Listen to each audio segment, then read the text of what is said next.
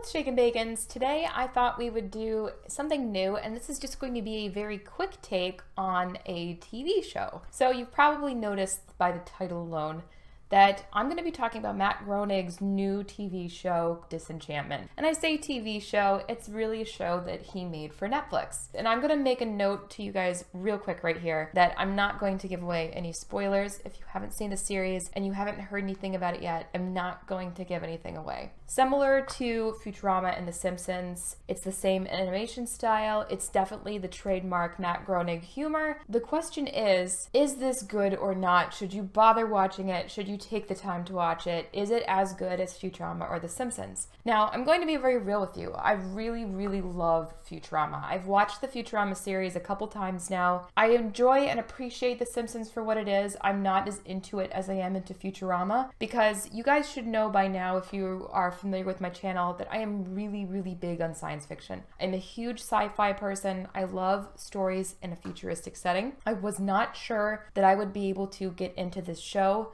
because it is set in the past, right? Sort of in the past. It's set in a fantasy kingdom in the past called Dreamland, of course, and it stars the Princess Tiabini, who doesn't want to do the duties that her father, King Zog, wants her to fulfill as the princess. She'd much rather run around and party and drink. And in the very first episode, you find out that she has a demon named Lucy get attached to her by two shadowy, nefarious characters that are plotting to have Bean fall to the dark side, or whatever you would like to call it, or perhaps by getting to Bean, they can make the kingdom fall. It's that kind of a deal. Also joining the main cast of characters in this show is Elfo, who is an exiled elf. He wasn't joyful enough, so he decides to leave the kingdom of the elves, somehow finds his way to the kingdom, and makes friends with Bean and Lucy, and then this is our main trio of characters. The basic overarching plot for the show is that King Zog is on a quest to find the elixir of life using elf blood, while Bean tries to grow and discover herself and her role in the kingdom.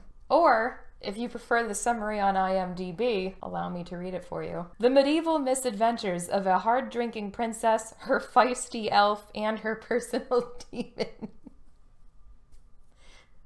There you go. I'm not going to lie, when you first start watching this, the first 1 to 2 episodes start slowly. Actually, they start more slowly than either of the other 2 primary Groenig shows that I have watched and enjoyed so far. The characters take a while, some of them anyway, to get introduced and to develop. And in some ways, that's a good thing, because Groenig isn't trying to rush the pacing of the series. He takes the time to actually develop the background of the characters and to flesh them out and to make sure that they're well-rounded as they can be for an animated TV series. Its primary focus is on comedy. Once I got past the first 2 episodes, I found that even though some of the characters were not likable per se, they do start becoming more relatable, especially as you learn more about them. This is the part where a well-rounded character can really add a lot to a TV show, add a lot to a movie. If you have good writing and good characters and you flesh them out, you're going to have people invest in them. And that's what ended up happening for me. I ended up getting invested in the characters,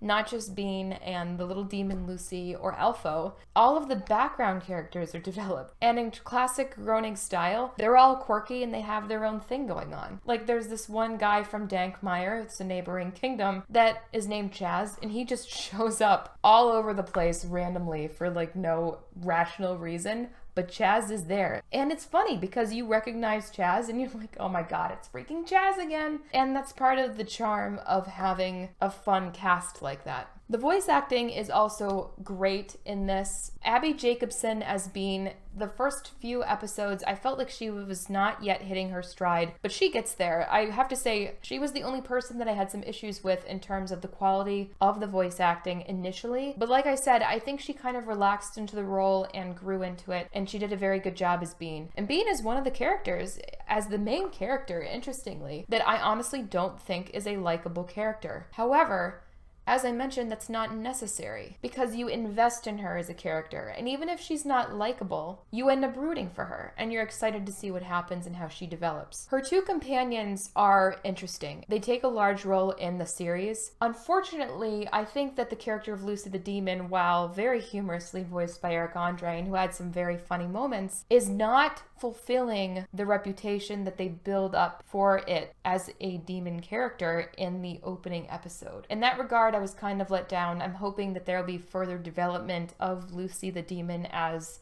the series progresses. Elfo is kind of strange. Did not like the character in the slightest at first, and then he grew on me, and I think he kind of grows on you in the series. And part of that, I believe, is that his character changes. So in the first episode, the character of Elfo that you are introduced to becomes a completely different character by the last episode of the season. And I think that the character change was in favor of the character, because the initial introduction to Elfo was mixed. It felt as though they hadn't quite settled on what they wanted to do with the character or portray the character as quite yet. And then once they solidified that, the character becomes much more relevant and a staple of the story as it progresses. I will say I absolutely love King Zog. King Zog has this wonderful habit of narrating everything he's doing, and of course he's voiced by John DiMaggio, so it's just this looking at the stairs, moving up the stairs, looking at the landing, checking out the door, and it sounds very tedious, you know, coming from me, but within the context of the show with John DiMaggio's crazy voice, King Zog is very, very funny,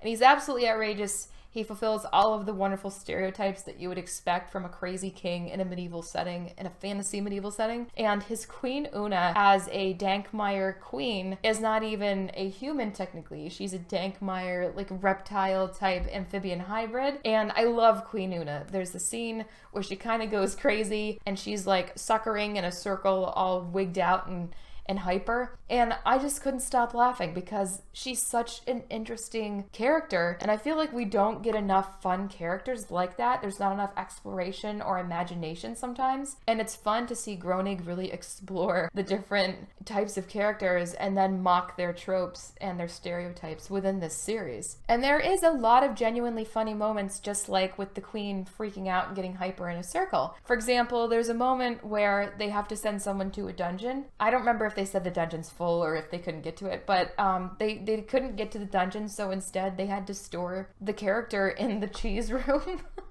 And the king's all angry. He's like, store him in the cheese room and give me a gorgonzola, because he's reminded that the cheese room exists. And again, I'm butchering this, right? But it's really, really funny. There are some genuinely very humorous moments that pop up in this show, and it makes it very enjoyable. That's the point of watching a Groenig show. It's just a certain style of humor that just really tickles the funny bone, and you can get into and enjoy. As I mentioned, as a science fiction person, I wasn't sure I'd be able to get into a story set in the past, but the messages and the humor are refreshingly modern. So it didn't bother me as much as I thought it would, and I ended up really enjoying it. At the end of the season, I was finding myself wishing that there was more, and I can't wait for season 2 to come out. I will happily watch it. I think it ends on a high note that really connects a bunch of threads that were laid throughout the series that you didn't see previously. I'm going to look forward to how the story develops in the next season or two. If you're a fan of Groenig, I think you'll probably enjoy this series if you let yourself get past the first 1 or 2 episodes, because it is, while similar, very different than his other series. If you allow yourself to get into it and enjoy it and take it for what it is, it's a very enjoyable show, and I would definitely recommend watching it. Disenchantment is a really fun romp in dreamland with a lot of small touches that make it funny and endearing, and I think rewatchable. Have you guys watched this? Are you interested in seeing it? And do you have a favorite character? Like I said, mine is probably tied between King Zog and Queen Una. I just love those two characters. I think they're so funny. Let me know who your favorite character is. In the meantime, I hope you guys are doing wonderfully. Don't forget to check me out on Patreon. I will catch you later.